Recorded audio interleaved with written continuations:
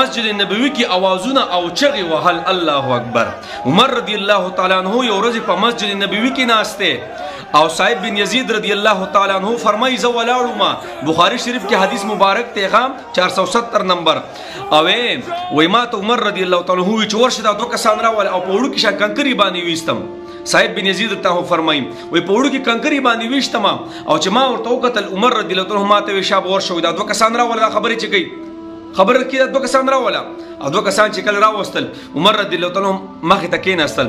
وای په مدینه مسجد نبوي کې دا خبره ولې لګي په تیزی کوي وای د کم ځای هغه ته جدا مون خو د طائف یو یعنی میلمانه یو میلمانه. عمر رضی الله تعالی ته وی کو چې تاسو میلمانه نه وای میلمانه نو سزا به مې درکړې وي سزا یعنی سنگسارولې می بدترین سزا می درکوله. د نبی اسلام په جمعات کې تاسو یې او تاسو اوازونه را چوتوي الله اکبر کبیره.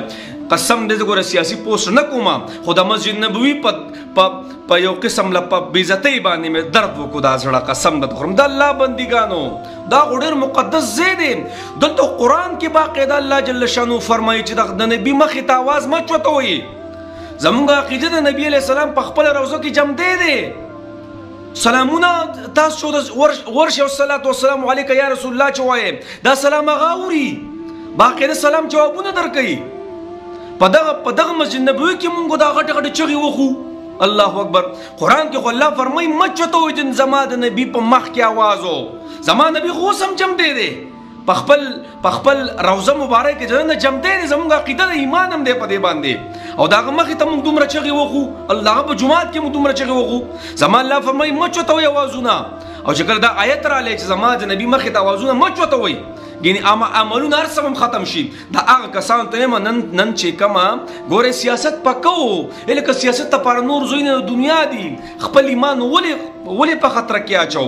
زه هغه کسانو ته یم چې دا کومې ناربازي کړې ده زه ګورې سیاسي پوسټ نه کوم خو د الله بندګانو لکه موږ په کم خوا روان یو. چې کله دا آیت رالی نو ثابت رضی الله تعالی عنہ صحابي دغه आवाज ډیر چوتو یعنی هغه ذاتی आवाज چوتو هغه کور کې کېناست کور کې. نبی علیہ السلام فرمایي وای ثابت نشته کم دی. ای صحابي ته د الله رسوله و چې دا آیت راغلی دی کنه چې د نبی مخې ته आवाज مه چوتوئ نو بس و چې دا आवाज اورېدلې دا آیت اورېدلې دی نو هغه اوس نه راځي.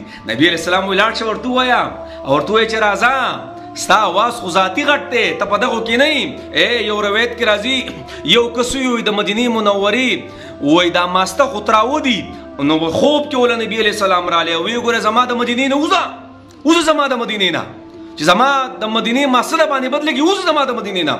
نو هغه غټ بزرګ له لاړې هغه ورته لاړ شو د حمزه رضی الله عنه قبر خواته کېنه وجاړه کېدای شي وی ګوره بیا ولا حمزه رضی الله تعالی عنه خبره مختصر کوم حمزه رضی الله عنه خوب کې رالی او حمزه سے ورته وی ګوره وځه د ایمان د تلو خطر دی دا توبه به قبول شو د مدینې منورې نه وځه د الله بندګانو دومره چغې مونږ وخو دا ځای د چارې په کم ځای باندې ولاړې الله الله الله او دا دې مونږ نه وایو چې پلانې او ډنګرې بسې الله دې مونږ معاف کړي. ګوره اختلاف په ساتو خو د الله بندګانو دغه ځای له مونږ سره ځو دغه ځای کې خو به ډېر غټ خلک داسې قرآن باقاعده آیتونه دي په دې